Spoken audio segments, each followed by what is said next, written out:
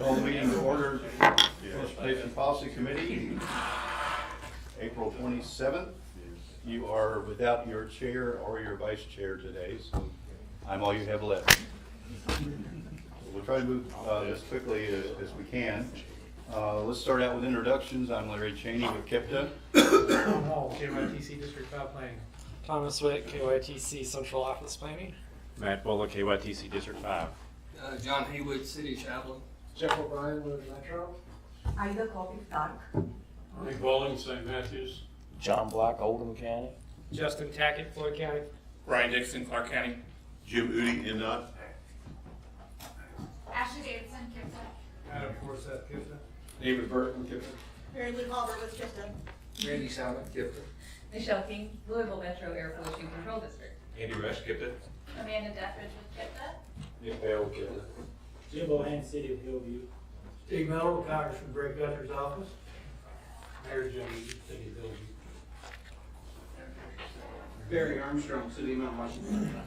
Megan Bennett, A. I just woke up. John Mattil, Michael Piker, International. Brad Johnson with H&B. Bob Stein with United Consulting. Thank you. First thing on our agenda is the March 23rd meeting minutes. Everyone had opportunity to review those. Hear a motion to accept. Hear a second. Second. All in favor? Aye. All opposed? All right, the next portion of our meeting is dedicated to a public comment period where we allow members of the public, including people that are not specifically part of this committee, the opportunity to address the committee. Is there anyone present that would like to make a statement? Seeing none, we'll move on to the next portion of the meeting, which is the public meeting report. Ms. Davidson. On April 4th, KIPTA staff attended the Bike Louisville kickoff event. On April 6th, we were participating in one of the International Association of Public Participation Government Community of Practices webinar. On April 6th, we went to the One Southern Indiana Awards. April 10th, we attended the public meeting for County Road 311 in Sellersburg. And on April 18th, we attended the Jeffersontown Chamber of Commerce Boom Awards, where KIPTA got a 20-year member award. Thank you. Next agenda item, Connecting Kentuckiana Project Evaluation Process. We took this to the Transportation and Technical Coordinating Committee this month with good result, I think. Almost all of you have been involved at some point with this process and putting it together over the last few years. What we've done here is the culmination of a lot of data analysis, a lot of meetings with all of you, with the public, with the technical committee, to develop goals and objectives for the region. We've taken the next step. We looked at those goals and objectives in also in view of a performance measurement that we're going to have to be compliant with in the not too distant future. And we've built this evaluation process. Everything that we've used has been approved by this committee up to this point. We're coming to you today with the final approval of the process that has been recommended for approval by you, by the PTCC at their last meeting. What we've got here is a tool that we're going to be using to evaluate projects that are going to go into the MTP. Eventually, those projects that go into the MTP will carry this evaluation forward with them as they are eventually funded through the TIP, through various funding sources. But what we're looking at today is the process itself. Show you how we got where we are. And Mr. Burton, if you'd like to carry on with the explanation. You know, Larry, I'm going to let you introduce the packet. The packet. In the packet that came to you by email, you were presented with a draft document rather than the final document. That was our mistake. It didn't make it into the packet. So what you have before you on the table is a replacement for that document. That is the memo associated with this particular agenda item. So please ignore the one with yellow highlighting on it. And the one that you have on the table there is the one that we'll be moving forward with. Okay, thank you. We're going to start off going over this process by reintroducing you to the vision statement that this group approved quite a while ago. Because this vision statement and the goals and objectives that you guys have defined for the Connected Kentuckiana Transportation Plan update have been the cornerstone of everything we've done and have gotten us to this point right now. So as we go into the project evaluation process, first thing we're going to do is hit on a couple of key things that you need to keep in mind. With MAP 21 and its and the FAST Act, the US DOT basically said performance-based transportation planning needs to be guiding your process. You need to be able to identify what measures and targets you think are important and then work forward to try to meet those targets that you identify. And you helped us with that earlier. So one of the key factors we have to keep in place is performance-based transportation planning. And that's also played a role in this process. Another one is real simple, good planning. Something that we've been talking about for a while since we began this process is we need to get to that place where we can feel comfortable saying that we're doing good transportation planning. The last key piece for this project evaluation process are these three documents that you have approved for us. The vision statement that we saw at the beginning, the goals and objectives for the update, and the KIPTA performance management plan. These are all three pieces that have woven themselves throughout this process and will continue to do so as we go forward. And these were all approved by you, by this group. This is how we got to where we are today.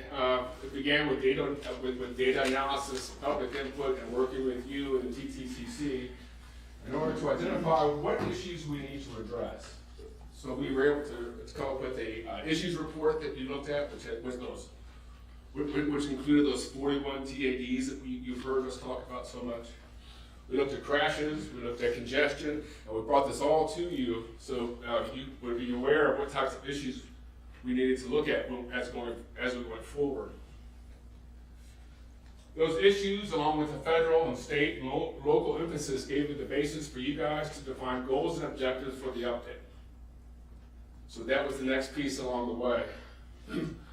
Following that, the goals and objectives formed the foundation for the KIPTA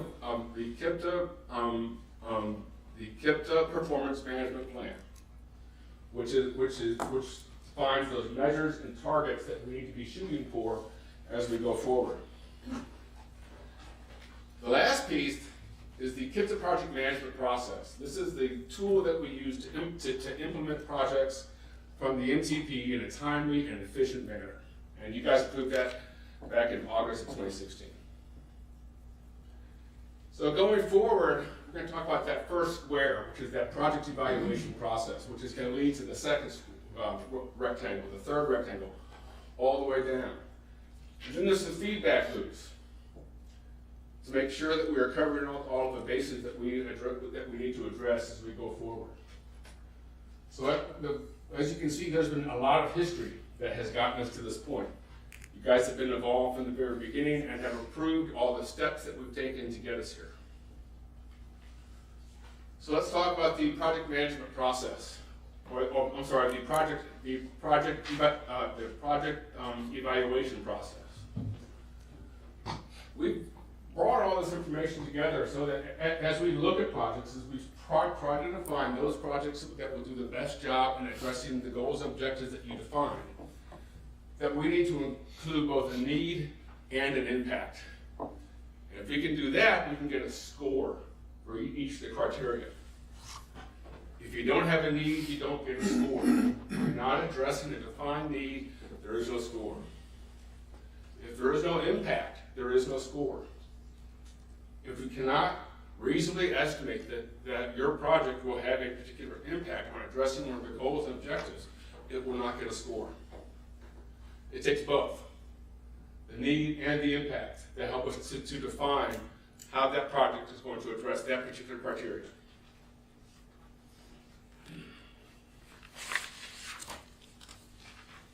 The basic foundation of the process is broken down into 6 key sections. And now you have what we call the 10th Street project, which is that long 11 by 17 sheet of paper in front of you. That was one of the test projects we used to try to look at how well we think this process will work. And it's broken down into 6 key areas. Focus areas, which we're going to talk about in just a second, safety and congestion areas, we're going to talk about those, and performance. And so if one time the list. Now the documents on the right, the issues report, the vision statement, the goals and objectives, the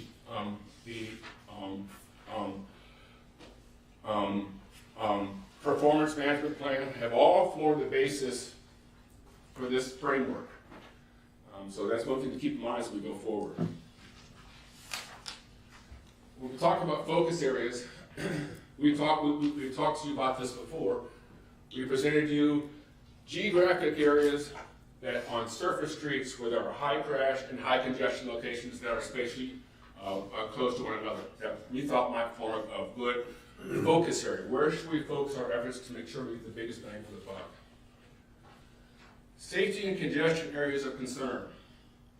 If you recall, Andy led this effort to identify those hotspot crash locations on 6 different areas of travel. They include roadway segments, intersections, bicycle, pedestrian, interstate segments, and interchanges. Not all of them are in a focus area. Some of them are outside the focus area, but they're still very important. So we want to make sure that we account for those in this process.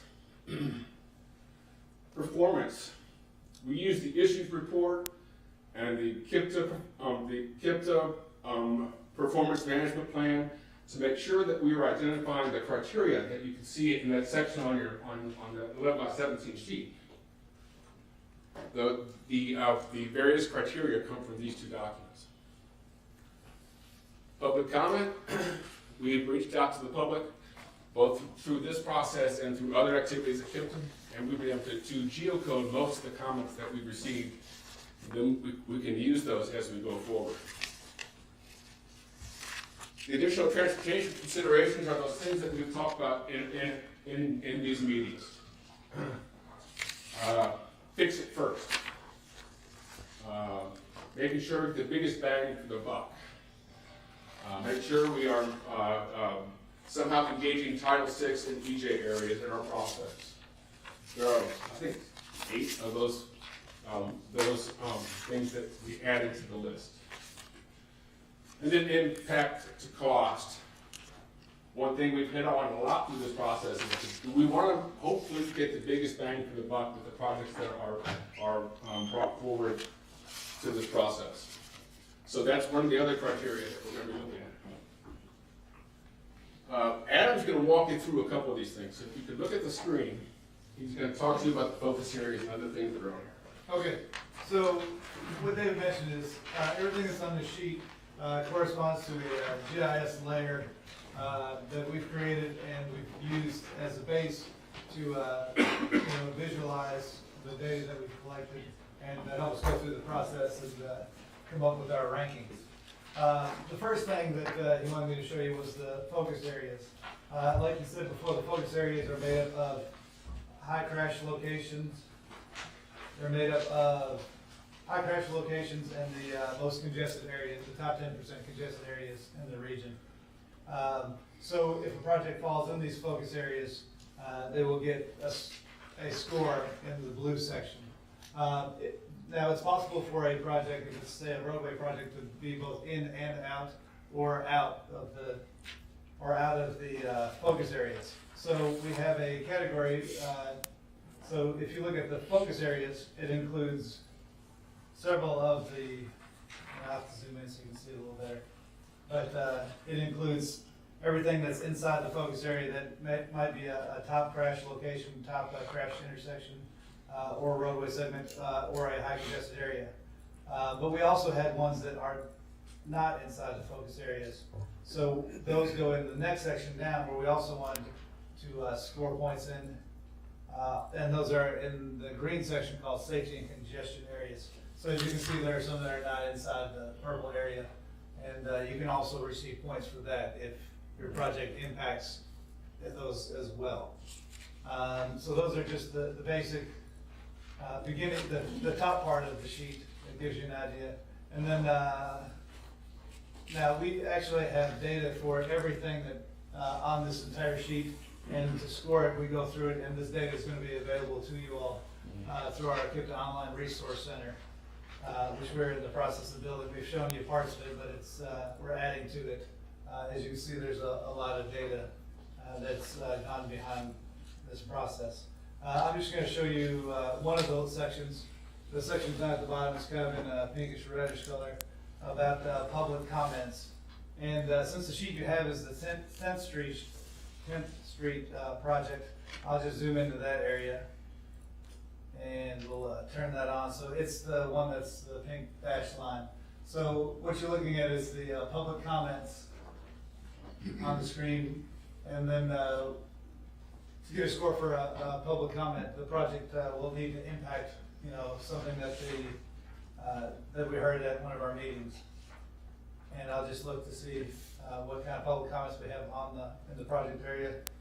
And this one happens to mention that it is a safety concern. They need turn arrows at this intersection. It's a dangerous intersection.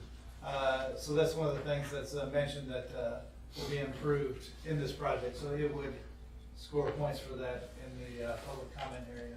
So public comments to us are very important, and we feel that if we address public comments, that they should get points for that. So those are just a few of the sections. David's going to go over some more, and we'll talk about another section coming up shortly. Okay, so let's get back to the why we added what's showing this information. Like we've said before, in order for a project to get credit for addressing a particular criteria, there has to be both a need and an impact in order to get that score. The needs are based on the data and the activities that we've done up to this point. We've talked about those, the issues report, the crash analysis, congestion analysis, and those focus areas, which again have all been adopted and approved by this committee. When we look at need, we have to give it some value. And our issues report that we produced a while back does help us do that by giving a possible need for a section of criteria of 0 to 5. And we can touch on that if you like. We can go into it a little bit deeper, but we use that issues report that you adopted and approved as the means for defining what kinds of needs are there relative to transit, what kind of needs are there relative to bike and ped improvements, what kind of needs are there relative to motor vehicle access, how do we improve travel for all the various modes. So that's where we define that need through that issues report. Impact. So we have to understand where need comes from. Impact is also needed to provide that score. And again, we rely on those documents that you've adopted. The issues report, the high crash analysis, congestion analysis. Now, just like a need is 0 through 5, an impact, it may score a 0, 1, or 2. And that's based on an estimate of whether or not that particular project will address that need that we've defined. And 0 means we don't think it will. 1, it may do it, but we can't be for certain. And 2 is while we're still not certain because we don't have a crystal ball, we do feel pretty comfortable that that particular project will address that criteria. So we've merged that need and impact in order to give us a score. Adam's going to show you this on one of these projects. On this 10th Street project, we're going to look at freight movement, which is about almost just past the midsection of that page. So if you take a look at that, we'll go over that real quick. All right, so project this week. All right, there it is. So again, 10th Street project. We have several different tabs that have each one of the data needed to answer the questions that are on the sheet in front of you. So I'm just going to go through the freight movement tab, and we'll go through some of those questions. Now, what David was talking about was to get a need score, we used what came from the TAD grading process. And so if I zoom out a little bit, you'll see that each TAD was given, some crazy things on here. There's a lot of data, so we have to turn things on and off when we look at it. But each TAD was given a score of A through F, and that is what we use to determine the need of the, and this one, if you can see, it's a yellow.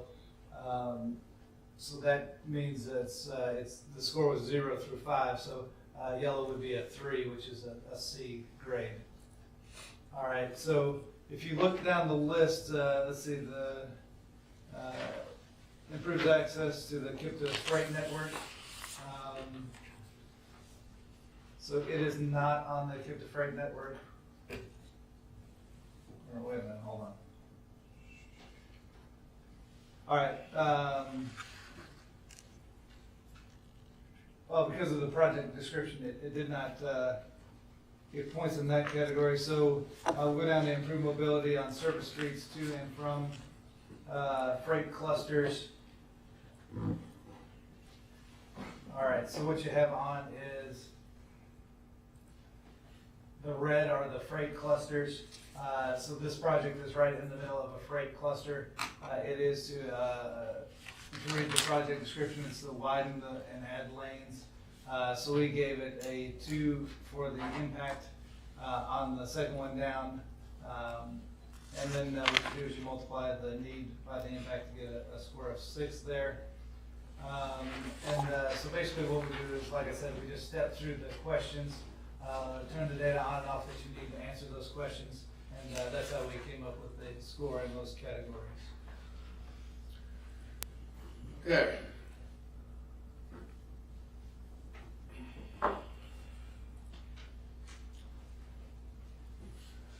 So once all the projects are scored, they have to be ranked. In other words, high, medium, or low. Or in this case, also further review. I know you can't see this very well, so here's what that is. That first line on this review page is that 10th Street project. And with all the criteria that it went through, it scored a 92. That was the score that project received. That score then translates to a rank, high, medium, or low, or needs further review. So in this particular case, this 10th Street project is a medium. We're going to explain to you how we get to that. That's basically because the score of each project is broken down into sections of high, medium, or low, and then it becomes that rank. Let me give you a little bit closer look at that. In this particular case, what we use is the highest scoring project sets the bar for all the other projects. In this particular case, the Hubbard's Lane project on this example had a score of 144 of all the criteria that was used. We then took that down and broke it down into thirds. The first third from 97 to 144, if your project scored in that range, it was given a rank of high. From 48 to 96, it was a medium, and on down.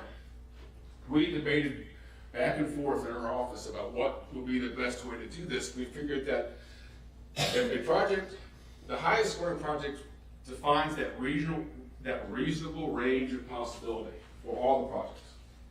If one can do it, others can try, or they might strive to get there.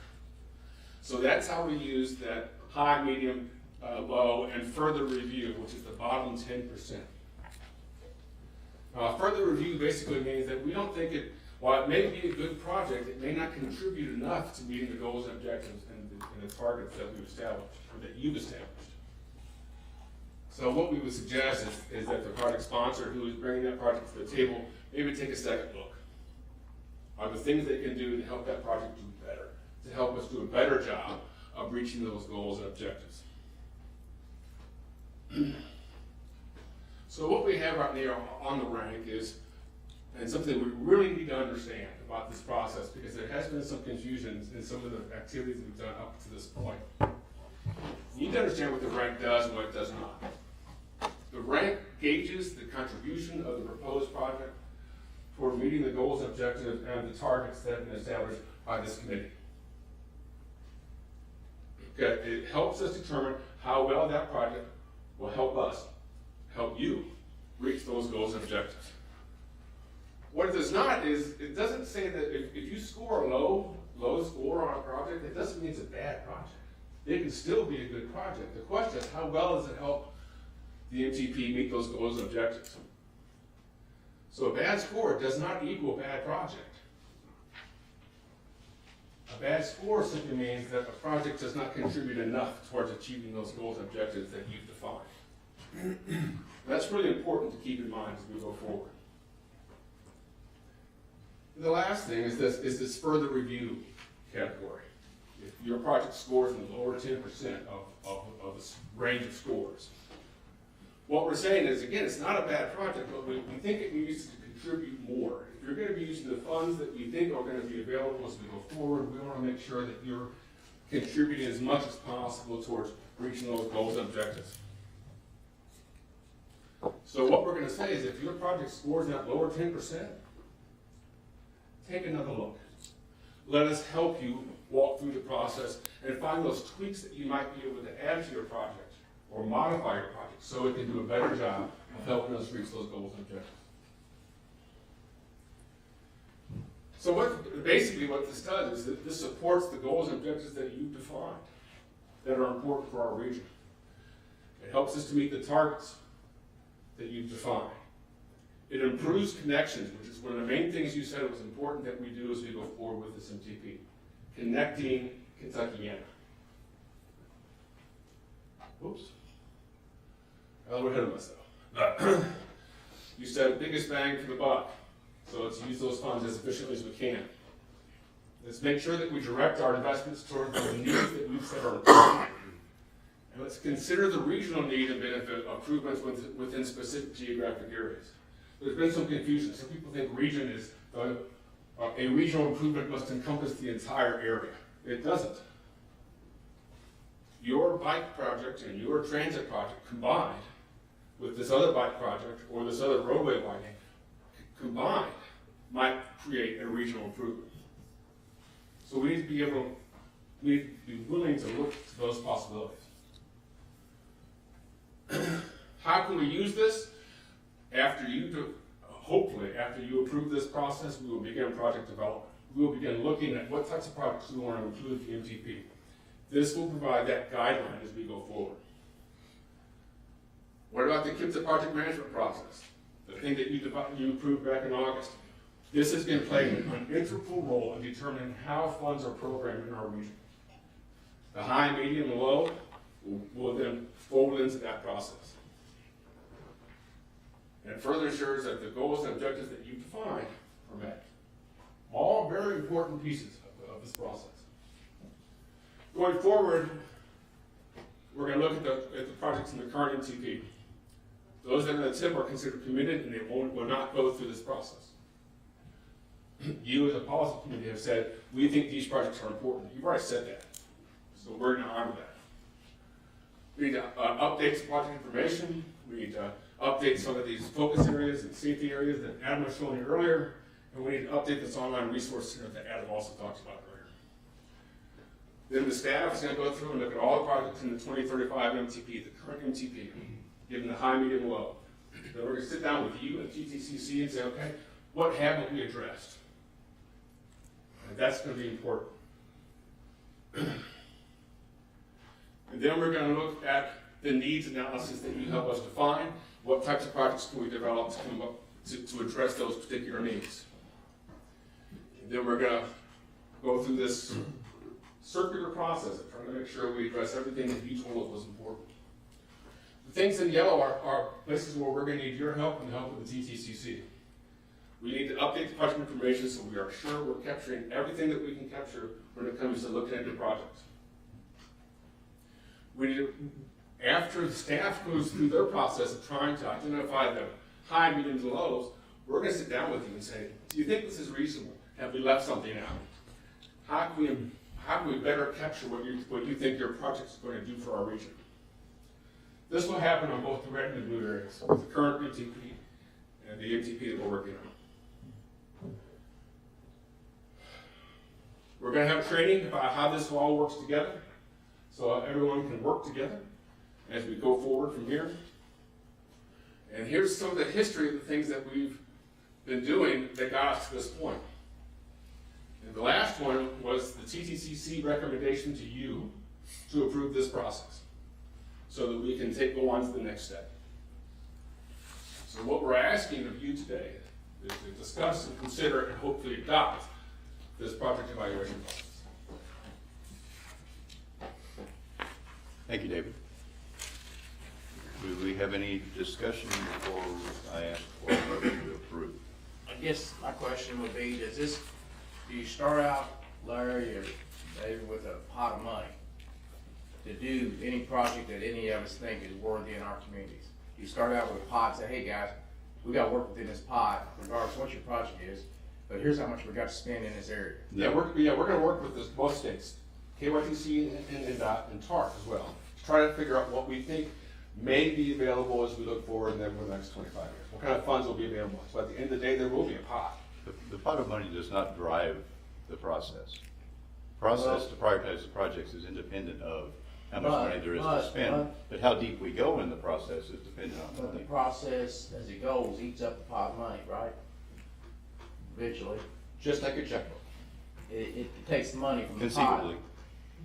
But I guess and you know, I'm okay with what you're saying, but say, I think I got a worthy project that's worth a pot of money, but Clarksville says they got a much worse project than mine, it's worth a lot of money, and thus it ranks higher. So does that mean we don't get our project, even though we think it's important, but it's not near as important on a scale that is equal to what Clarksville needs? This process is a tool. It's not a final decision maker. It's to help inform you because you guys are the final decision makers.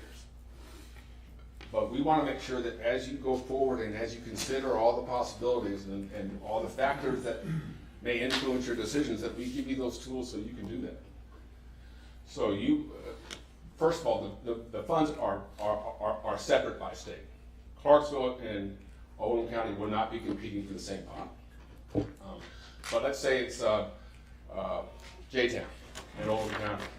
We will work together to help to make sure that you both can get your projects funded, but we're also just going to want to make sure you have this tool available to you because there may be a situation where we don't have enough funds identified for all the projects that we want to try to address. So which one goes in and which one doesn't? That's the decision you have to make with everyone else. How you do? If we adopt the process and when we start applying it, we realize that some refinement is needed or changes, when is our next opportunity to change or amend, revise? When can we do that? The evaluation process itself. I think at some point we got to say, this is it. Correct. And go forward. We've gone through a lot with you and with others to make sure that we have come up with a good process. There is no perfect process. Project evaluation is an art. And we try to make it work as best we can with as much science as possible. But we think this is if we look at this in the proper perspective as a tool to help you make decisions, then I think we're pretty comfortable with this. As staff, we think we've got a really good process. And we tried to work with you guys to make sure that it is refined and can be addressing all the needs that you feel are important. Fortunately or unfortunately, we're on a time schedule for the MTP. The next opportunity to revise this process would logically be the next MTP. Okay, As we work into that, we see the results of this, see how it works, and reevaluate that going forward. That's exactly what I was asking. I mean, nothing is set in stone forever, but we can use it for a year or 2 or 3 and realize we probably would like to adjust that to the actual. And we should. Exactly. No question about that. We have a year, basically a little over a year between now and when our plan lapses. We don't want that plan to expire. So we have to pick a point in time where that starts. And we need to learn. we're very close to that because we have to start, we have over 200 projects to evaluate where we're going to have to start that process very, very soon.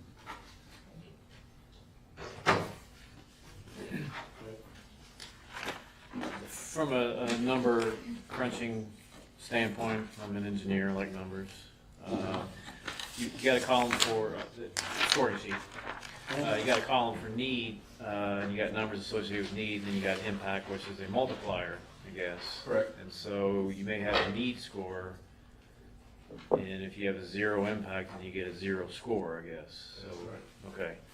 But down at the bottom, when you got the, I guess the special considerations, additional considerations, That's you just have an impact column there. So you're an implied 1, I guess, on the need, or how? Yeah, you're an implied one. I guess with the stuff that's above those special considerations, Yeah. we have data to back everything up. Okay. With the special considerations, that's been the discussions that we've had with you and the TTCC and the public that are good ideas, but are difficult to quantify in terms of data to back them up, the need. So you can score a 1, 0, 1, or 2 in those special considerations. And the other ones, there's a multiplier that has, because we feel more confident that there's data that supports those criteria. Everything else is directly linked to the goals and objectives. Correct. Any more discussion? Would I hear a motion to approve? I'll make a motion to approve your suggestion. Do I hear a second? Second, All in favor? Aye. All opposed? Motion carries. Thank you. Thank you very much. Next on the agenda is a discussion about air quality conformity. And we have a guest from Air Pollution Control District and Mr. Randy Simon from GIFT staff that will discuss some recent changes in that process. Good afternoon, everybody. Like Larry said, I'm with the Air Pollution Control District, and just have a quick update on our current status with regard to attainment of the National Ambient Air Quality Standards, and what we just say is NAAQS. So those are set under the Clean Air Act. They're national standards across the board, and our transportation plans have to make sure that we don't plan for projects that will cause us to exceed those standards. And that's the conformity process that everyone's so familiar with. And Randy will talk a lot more about that. I just want to really give you a current update on our status with regard to all these different standards. So the ones that we're really going to pay attention to right now are the particulate matter PM 2.5. Those are the very fine particulates that are very so small they really get deep into your lungs. They go actually through your blood system and can have cardiac effects and then all types of effects on the system. So every 5 years by statute, but in reality not every 5 years, EPA is supposed to look at these standards, evaluate the science, health-based science, and see if they need to be lowered. In this case, a lower standard is a tighter standard. So that happened with the fine particulate matter. In 1997, the fine particulate matter was set at 15 micrograms per cubic meter, and the Louisville MSA area was non-attainment of that, meaning that our monitored values were above that. And then so we were required to do conformity with our transportation plans with that standard. In 2008, they lowered that standard, tightened it to 12. Well, in the meantime, we had come into where we were monitoring attainment with the old standard and had requested redesignation of that standard, but because of, several different issues, we were not able to be redesignated, so we were still performing conformity on that. That changed April 7th of this year. We received a designation of attainment for that 15 micrograms per cubic meter standard. That the rule that established the 12 micrograms per cubic meter standard said that when you're designated attainment of the old one, you don't have to do conformity for it anymore if you're designated either attainment or unclassifiable for the new one. Unclassifiable means that there wasn't enough data for them to give us an attainment designation, but the data that were there showed that we were attaining that standard. So it was a matter of the quantity of the data that was available, but the data that were there shows attainment. And actually we're currently not yet certified, but soon to be this year, our design value for PM 2.5 is around 10.8 micrograms per cubic meter. So we are monitoring well below that standard. We've seen a great positive trend in PM 2.5. So that means that we no longer have to do conformity for PM 2.5. We've not had to do conformity for a couple of years now, the ozone standard, because we were attaining the 75 parts, 0.075 parts per million, 75 parts per billion. But just in case anybody thinks we're going to get rusty on our conformity skill set, I want to go ahead and give you the news that we have a new standard for ozone now, too. So in 2015, EPA set a new ozone standard at 0.070 parts per million. The designation for that will be made final this October, but we are very likely not going to be designated attainment. In fact, it's almost certain that we will be non-attainment. So last year, our design value for ozone was 0.069, so we were under that 70 parts per million, billion. But we added another year in. Design values are based on an average of 3 years worth of data. So we dropped off 2013 in that design value set. 2013 was a great summer for us. Just as a reminder, ozone is not emitted directly. Ozone is formed atmospherically. So the direct emissions of nitrogen oxides and NOx and the direct emissions of VOCs, volatile organic compounds, mix together in the atmosphere with sunlight and form ozone. So the weather plays a huge role in our ozone levels. Emission levels of those precursors have had a steady downward trend. But you see all those peaks and valleys in our trend line because that's the effect of meteorology on ozone formation. So we're dropping off a really good year. We're adding in last summer, which saw several days that were over that 70 standard.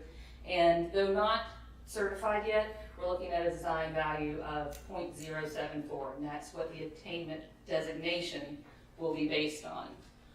So the key part of this slide here really is just to show that in October of 2017 is when the current schedule for EPA designations says their designations will be final, and we will most likely be designated non-attainment at that time, which means transportation conformity requirements will kick back in within 12 months of that. So I'm going to give that over to Randy to follow up a little bit on those conformity requirements. Thank you, Michelle. You know, it seems like, and it actually, I got to thinking about it, it actually has been a tremendously long time. In fact, in my career, forever, since we have not had to do conformity. So in spite of the fact that we are presently attainment of ozone, but soon to be probably non-attainment again, this is not necessarily as bad as it sounds. We've actually accomplished quite a bit to get in the position of being attainment in the first place. And we do have a respite from conformity, at least for probably for the rest of this year. And maybe is it because, as Michelle says, 1 year after the designation, which is scheduled for October this year. So in other words, possibly as late as October 2018. Now, for those of you who've been around for a while, you know it usually, when I'm coming here to talk to you about conformity, it's not a good thing. I mean, we usually pass, and sometimes we pass nicely, sometimes we pass just barely. And that's another thing we've also done is we used to pass, I remember when we used to pass by as little as 0.03%. Now that's an awful tight situation. But now we pass usually much more comfortably than that anyway. There will be some things that'll be done once we are designated, and of course that you know there's a certain, let's face it, there's a certain political involvement in that situation too. So while the schedule says we should be designated in October this year, that may or may not happen. We'll just have to see how that goes. When it does happen though, unfortunately the way the weather is going, it went last year, and the way this weather's probably going to go this year, it seems to be in that direction. We might as well be prepared that we may have to be considered non-attainment again. But it does show at least we have got to the point where we can be attainment in the good weather years, and that's a good thing. But back when we first started this process, we didn't even make it in those years. So I think there's good news and there's bad news here. We have reached a stage where we can take a respite from conformity because we are attainment for the time being. And we can be prepared that when the situation does occur and we're declared non-attainment again, if that's what happens, then we can be, I think we have enough experience and so forth, we'll be prepared to move forward, and we'll pass conformity, I think, and then we'll just move from there. Does anybody have any questions? Does the Bridges project help our lower our numbers any from less congestion sitting there as it always has and maybe never will so much as it has done? We don't evaluate conformity on the basis of individual projects, but based on, just as you said, about the less congestion, the ease of traffic flow, it should be helping the situation. Shouldn't be hurting it, should it? Oh, I don't see how it would be hurting, no. And I would point out particularly, as everybody remembers, what Spaghetti Junction was like before the Bridges project, I would say there's a major improvement in that situation. Any other questions? Okay, thank you. I was gonna say, this was information only presentation, so there's no action required. Thank you. Next, we want to talk about the SHIFT project selection process. In your packet, there was a draft of the process that we're going to adopt, I hope. It was taken to the TTCC. We actually brought it to you last month to look at a way that we can take the projects that are in our MTP, evaluate them, and then present those to the Transportation Cabinet so they'll be in their process. I've stolen some of these slides from the Transportation Cabinet, so they might look familiar to you guys. The SHIFT process, Strategic Highway Implementation for Tomorrow, is that right? Investment. Is the new process, well, it's not new now, it's months old, that the Transportation Cabinet is going to use to evaluate the projects that are going to go into the next 6-year highway plan. Without the Transportation Cabinet having a long-range plan, and without us having the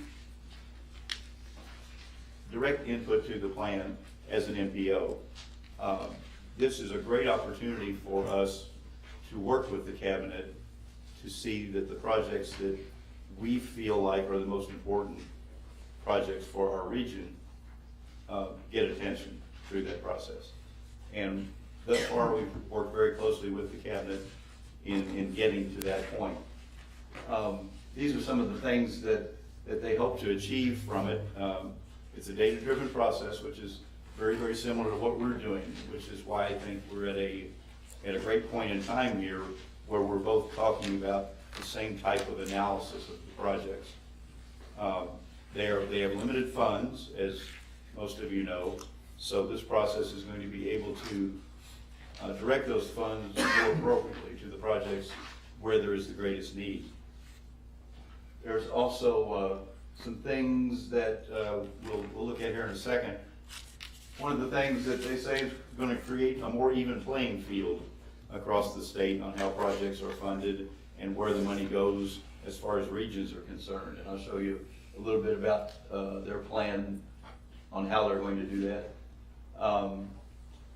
And down at the bottom, I'm not sure that is really ever going to be 100% true, but since the governor and the General Assembly are ultimately responsible for enacting the state budget, including the highway plan, which they are, that highway plan has been subject to amendment by the legislature at the last minute. It has historically been developed as a priority document by Transportation Cabinet staff, then taken to the General Assembly, and the governor has the final say on what that document looks like. Hopefully this is a process where we can have some input.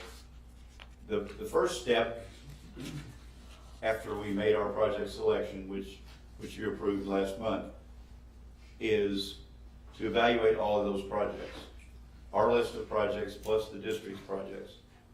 Those will be scored on what they're calling the statewide scoring calculation, and that is, you can see in the pie chart there are different percentages, different weights given to these different categories. And Thomas referred to this as the big black box in Frankfurt on occasion. The projects will come out with a score. After the projects come out with a score, the ones that are on the national highway system will be examined by the Transportation Cabinet staff for priority. Many of those projects may be taken off the top and programmed immediately, regardless of their location. The projects that are not programmed in that first effort will then be inserted back into the mix, and the regional score calculation will be applied. Now, this changes in the pie chart. It changes some of the percentages a little bit, not a lot. There's a little more emphasis on safety and a little less on congestion when you get to this point. But also at this point, we as an MPO get to add 15% to this project. The district office also gets to add a 15% bonus to this project. I haven't seen the algebraic calculations yet. I don't know what the formulas are going to look like. But we will have the opportunity to lend support, quote unquote support, to the project. What happens here, I'm not sure you can see this, but over on the left side, there's the initial project list, which is a combination of all the district offices and all the MPOs and all the ads. That goes through the statewide scoring process. Some projects come directly across and into the recommended highway plan. Others we'll put back into the mix, and the regional scoring, which here it says 70% of the final score, 70% of it is the scoring based on the criteria. 15% can be the district office, 15% could be the MPO or the ad. The next thing that happens is the state has been divided into regions, and we'll go on forward here. The regions there are 4 regions, and the effort by the cabinet to distribute the money more equitably across the state has resulted in this. And what they've done is within the districts, within the regions, they have 3 districts in each one. So there are 12 districts in the state. They are fairly comparable in lane miles. They are a little unbalanced in population, but, well, as far as we're concerned, there are a lot of unbalanced in population. Because the North Region is District 5, 6, and 7, which is Lexington, Louisville, and Northern Kentucky. So we're combined. The reasoning behind that is because they are similar in characteristics. Same thing across the state. The East Districts, obviously, they're mountainous. The terrain is similar. The roadway system is similar. So the system has been grouped in that fashion. So what happens then, when we add our 15%, cabinet adds their 15%, then it goes to the regional. And you see the 4, about a month ago, this would look like a basketball bracket. North, South, East, and West regionals. Each one of those gets 25% of the money that's remaining after those projects are taken off of the initial evaluation by the cabinet. So they're distributed 25%, 25%. The district offices and central office will then get together and decide which one of those projects are selected to move forward into the 6-year plan. What is going to occur here as well, the plan is for each district in these regions, each district will receive 25% of that 25%. So that's a guarantee, that's a minimum. So 25% District 5, 25% District 6, 25% District 7, which leaves a floating 25% that can be applied anywhere in the region. So as those district offices get together, central office gets together, they will decide the priority of those projects and the use for that other 25%. That's all I know about that. Transportation cabinet, would you like to add anything to the process? Where we're going from here? We should get all the scoring for the regional projects in mid-July, early August. Yeah, I guess there's been a fair amount of input from ads, NPOs, we talked to local governments. You know, the cabinet's done, each district office does some internal prioritization, figuring out what all the projects that would sort of go through the scoring process.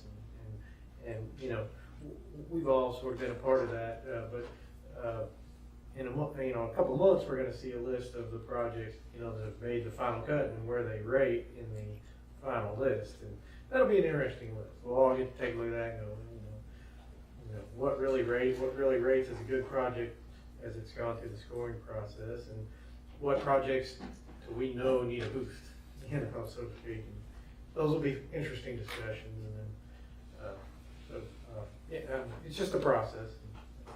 Well, to date, what we have done is we've taken the draft version, early version of our project evaluation process that we discussed earlier, and we've applied that to the projects that are currently in our MTP.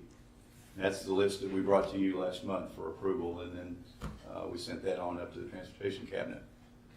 What we were proposing to do for this next phase is very similar to that, and we'll also use this project evaluation process. What we're going to do is we're going to take, it's roughly 100 projects with our 50 that we propose, plus the cabinet's projects that are in our region.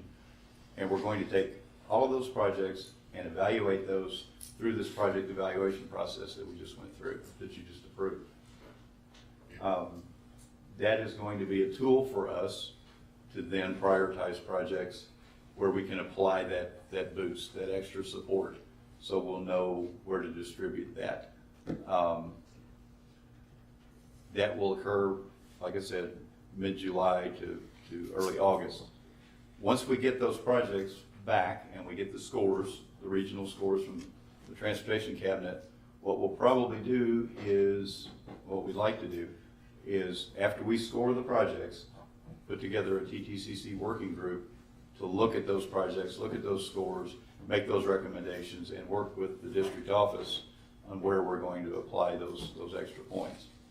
The best thing that can happen is that the MPO will support a project just like the cabinet will, just like the district office will, and that project will come to the top. So if it's important enough for both of us to recommend it, its chances are going to be a lot better.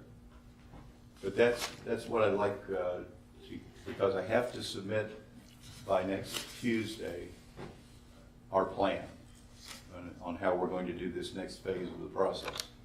So if that is something that, taking those projects after they're scored, running them through our evaluation process, and staff will do that on those 100 projects, and then bringing that to a working group of the TTCC, who will then take it to TTCC and bring it back to you for final recommendation.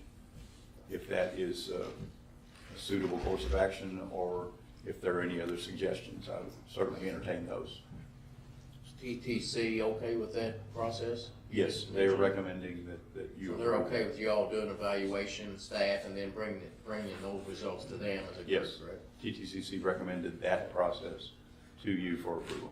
I don't have any questions about the process that we proposed, but I do have a question, maybe one of our state representatives. Can we get a little bit more logic why the 3 main population centers in the state were grouped together? I mean,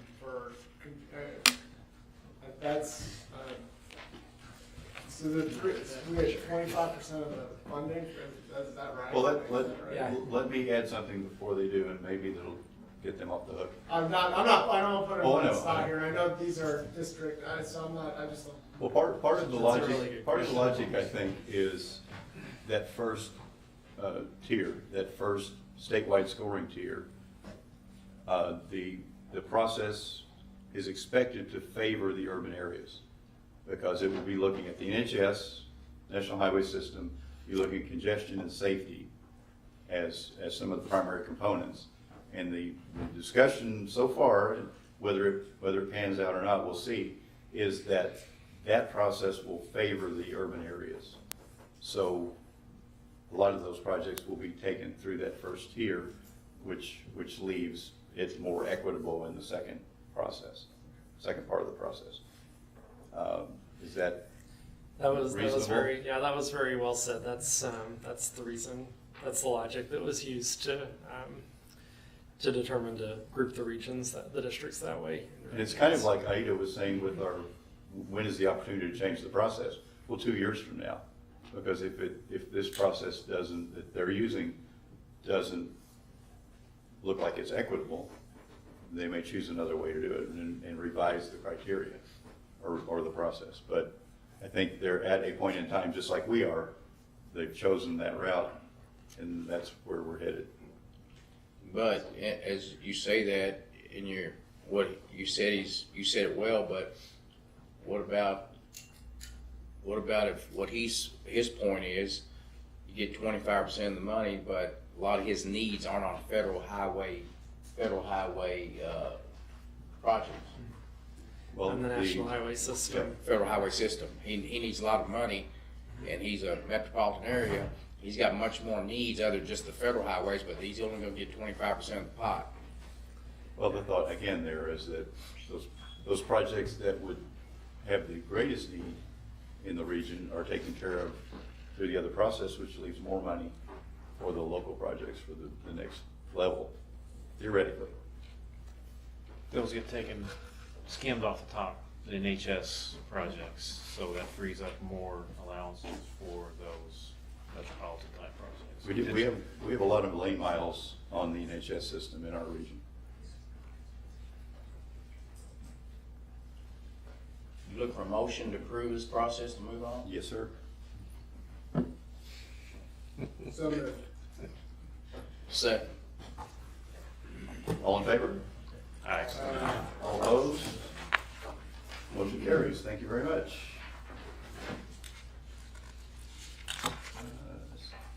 The next one is also needed. If you hold on just a second. The Unified Planning Work Program.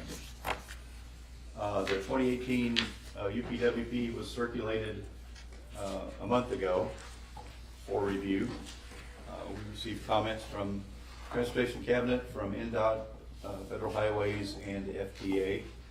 All those comments have been incorporated into the document, and that's the document that you could access through this link that's on the agenda.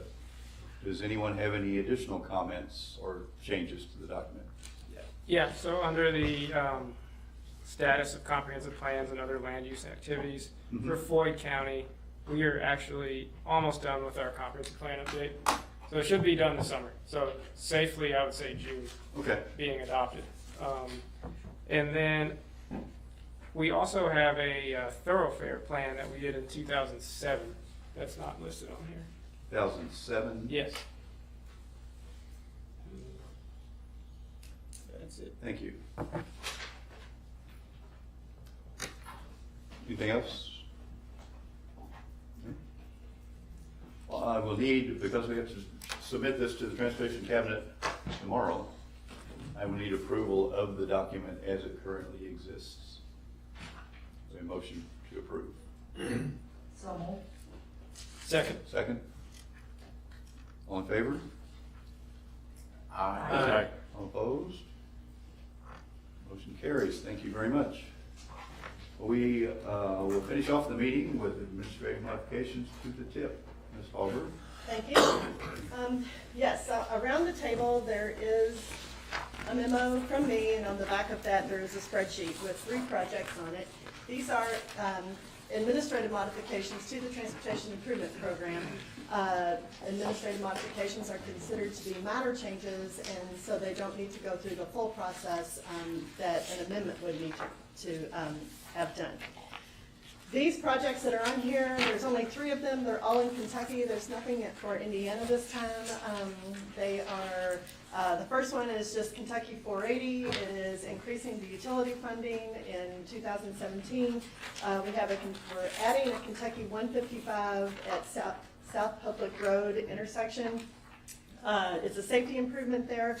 This is being added as a grouped safety project. And then the last project is the street rehabilitation in Louisville Metro, West End, and they are adjusting or revising the description of that. The funding wouldn't go as far, I think, as what was originally intended, and so they had to revise the scope of what's being done there. But like I said, these are considered minor changes and actions not needed, but I'll answer any questions that you might have on them. Thank you, Mary Lou. Thank you. Are there any items of other business before this committee? Nope. Well, that being said, do I have a motion to adjourn? Second? Thank you. Meeting adjourned. Thank you very much.